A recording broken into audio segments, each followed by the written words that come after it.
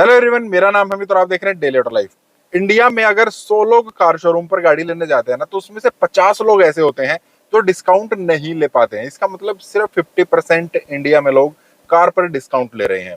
तो गलती यहाँ पर किसकी, क्या शोरूम की गलती है या उन 50% लोगों की गलती है जो डिस्काउंट नहीं ले पा रहे हैं? क्योंकि 50% तो ले रहे हैं, इसका मतलब शोरूम डिस्काउंट तो दे रहा है। तो हम डिस्काउंट क्यों नहीं ले पाते या हमें डिस्काउंट क्यों नहीं मिलता? हमारी किस्मत खराब है या हम में ही कोई खराबी है या पर्टिकुलर उस टाइम पर किसी और गाड़ी पर हमें डिस्काउंट नहीं मिल रहा है? सीन क्या है? चलिए पूरा सीन समझते हैं, तो आप डिस्काउंट लेने की ट्रिक भी थोड़ी समझ जाएंगे। अब आप दुकान मानकर चलिए, आप एक परचून की दुकान पर गए, वहां से आपने सामान लिया, 1,000 रुपए 2,000 रुपए का आपने सामान ले लिया। तो आई थिंक 2,000 रुपए का अगर आप सामान लेते हैं ना, तो 50-100 रुपए का डिस्काउंट हम जरूर ले लेते हैं। लेकिन ये हर दुकान पर अप्लाई नहीं होता है।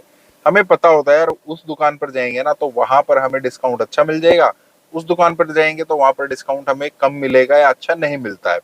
बहुत बार क्या होता है, कुछ सामान ऐसा होता है जिस सामान पर हमें डिस्काउंट मिलने के चांसेस ज्यादा होते हैं, कुछ सामान ऐसे होते हैं जिन पर हमें डिस्काउंट मिलने के चांसेस कम होते हैं। सेम केस, सेम दुकान वाला सिस्टम अब आप शोरूम पर उठा कर लाइए। जो भी कार कंपनी है उसकी अपनी कोई भी दुकान नहीं है, उसका अपना कोई भी शोरूम नहीं है। ये चीज थोड़ी सी हमें देखकर दिमाग में बिठाकर चलनी पड़ेगी, तब हम डिस्काउंट ज्यादा अच्छे से ले पाएंगे। वो भी एक किस्म से दुकान है।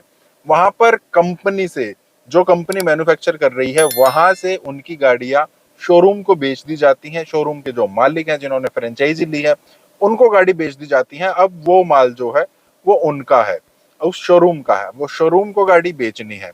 मतलब अब वो दुकान है जो आपको बड़ी दिख रही है, शीशे वगैरह लगे हुए हैं, वहां से उनको वो सामान बेचना है। तो वो दुकान वाले के ऊपर डिपेंड करता है कैसा कस्टमर है, वो दुकान वाले का बिहेवियर कैसा है, उसके पास कैसा माल है, उसके पास ज्यादा सामान बिक रहा है, कम सामान बिक रहा है। वो दुकान टोटली उस दुकान वाले पर, उस शोरूम वाले पर डिपेंड करता है। अब देखिए, आपने कोई भी चीज खरीदी, आप इस दुकान से सेम चीज लेंगे, हो सकता है आपको 100 रुपए मिले। सेम चीज आप दूसरी दुकान से लेंगे, हो सकता है आपको 95 रुपीज की मिले।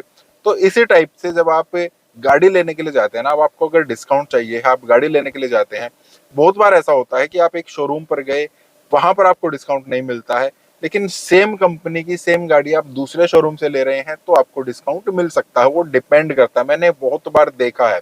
ऐसे लोग, ऐसे शोरूम वाले, ऐसे शोरूम मालिक जो हैं, बहुत सारे होते हैं जिन्होंने अपने स्टाफ को बोल रखा है, यार हमारे यहाँ पर ना 100 बंदे आएंगे, उनमें से 50 डिस्काउंट के लिए बोलेंगे, 50 डिस्काउंट के लिए नहीं बोलेंगे। तो आप उन 50 को छोड़ दो जो डिस्काउंट के लिए बोल रहे हैं। मुझे सिर्फ वही बंदे चाहिए जो आए, जितना हमने पैसा उनको बोला है वो उतना पैसा दें और गाड़ी लेकर जाएं। दूसरा शोरूम वाला क्या कहेगा, यार जो भी आ रहा है ना आप उसको गाड़ी दो, जिसको डिस्काउंट चाहिए है उसको डिस्काउंट दो, जिसको डिस्काउंट नहीं चाहिए उसको डिस्काउंट मत दो। लेकिन खाली कोई भी नहीं जाना चाहिए। कम बचे, ज्यादा बचे, बचना चाहिए, गाड़ी बिकनी चाहिए, हमारे टारगेट पूरे होने चाहिए।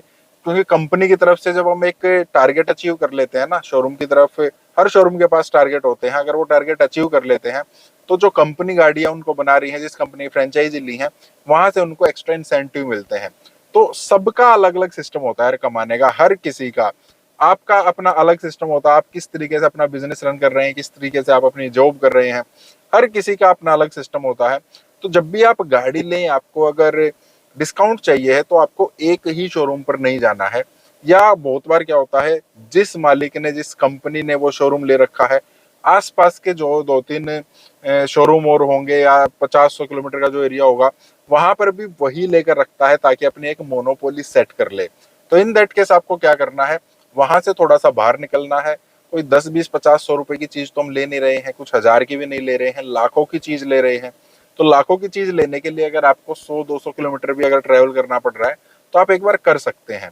आप अलग अलग शोरूम पर विजिट कीजिए, उस मालिक को भी देखिए, उस मालिक ने जो भी अपने इंस्ट्रक्शन अपने स्टाफ को दे रखे हैं उनको देखिए, तब आपको पता लगेगा डिस्काउंट देने के लिए कौन ललायत है, कौन दे सकता है, कौन नहीं दे सकता है, कौन किस तरीके से मतलब चीजों को लेकर चल रहा है। तब आपको थोड़ा आइडिया हो जाएगा कि यार हमें यहाँ पर डिस्काउंट मिल रहा है। फिर दूसरी चीज क्या हो जाती है, बहुत बार ना कुछ वेरिएंट ऐसे होते हैं, कुछ गाड़ियां ऐसी होती हैं जिन पर हमें डिस्काउंट नहीं मिलता है। वो आपको किस तरीके से सर्च करनी पड़ेगी कि हमें उसको डिस्काउंट मिल सकता है, नहीं।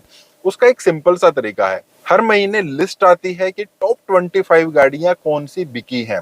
अगर आप उसको नहीं देख रहे हैं ना, अगर आप थोड़ा सा तैयारी नहीं कर रहे हैं, तो फिर आपको अच्छा डिस्काउंट नहीं मिल सकता है।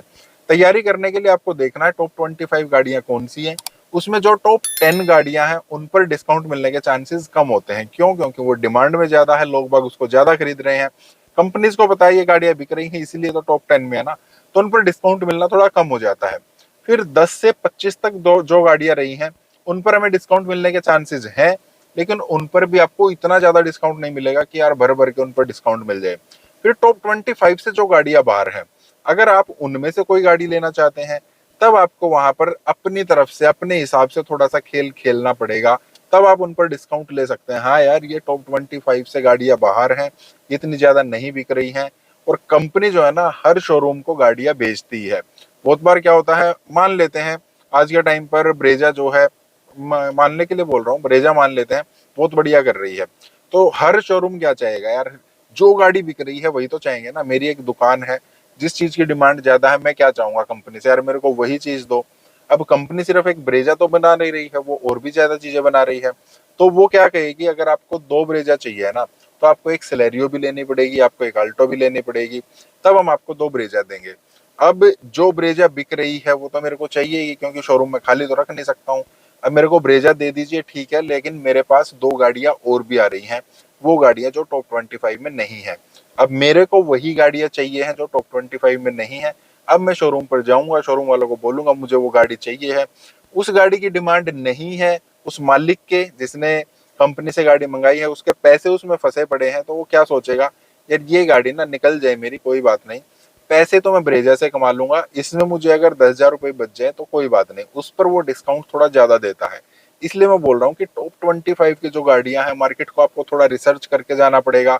जब आपने गाड़ी सिलेक्ट कर ली तब आपको देखना है कि आपकी गाड़ी की वैल्यू आज के टाइम पर कितनी है, कितनी डिमांड है आज के टाइम पर, बिक रही है नहीं बिक रही है। फिर आपको शोरूम सर्च करने हैं, यार कौन शोरूम वाला ज्यादा दे सकता है, कौन शोरूम वाला थोड़ा डिस्काउंट कम दे रहा है। फिर वो इंश्योरेंस में हमें डिस्काउंट देंगे या नहीं, क्योंकि अलग अलग तरीके से वो डिस्काउंट दे रहे हैं।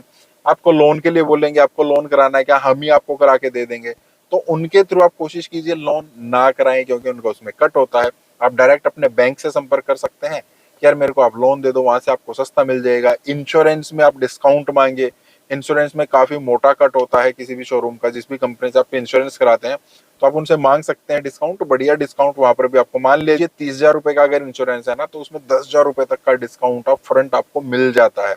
अगर आप कहेंगे इसेंशियल एसेसरीज, अगर आपकी गाड़ी ज्यादा डिमांड वाली नहीं है, तो इसेंशियल जो बोलते हैं ना, वो इसेंशियल कुछ भी नहीं है, कोई भी जरूरी चीज नहीं होती है। आपको गाड़ी का जो प्राइस है उसके अलावा कोई चीज जरूरी नहीं है कि आप शोरूम से लें, तो उन चीजों में भी आप पैसा कम कराइए। मेरे को एसेसरीज नहीं चाहिए है, एक्सटेंडेड वारंटी मेरे को नहीं चाहिए, अगर आपको नहीं चाहिए तो आप मना कर सकते हैं। अगर आपको चाहिए है तो पैसा बचाने के लिए फिर मना मत कीजिएगा, नहीं चाहिए तो आप बिल्कुल मना कर दीजिए। अगर वो कह रहे हैं कि नहीं हम तो देंगे, तो फिर वहां पर बात आ जाती है, यार आप गाड़ी ले कौन सी रही हैं, टॉप 25 वाली ले रहे हैं, उससे बाहर वाली ले रहे हैं, तब वहां पर डिपेंड करता है आप गाड़ी क्या ले रहे हैं, क्या आपको डिस्काउंट मिल सकता है, तब आपको चीजों का पता लगेगा। तो आप ना इन शोरूम्स को भी एक दुकान ही मानकर चलिए, ज्यादा इनसे घबराने की जरूरत नहीं है।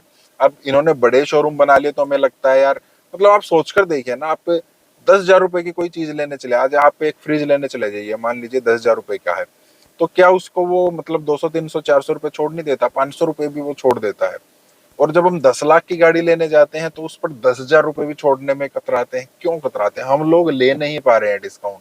मेन मुद्दा ये है, ये दुकानें नजदीक नजदीक नहीं है, सबको पता है यार परचून की दुकान यहाँ ये नहीं देगा तो दूसरा देगा। गाड़ियों के मामले में क्या है यार, यहाँ है तो ये जाएगा कहाँ पर, कस्टमर तो यहीं पर आएगा, तो हम ज्यादा घूमते नहीं है, उस वजह से हम फंसते हैं।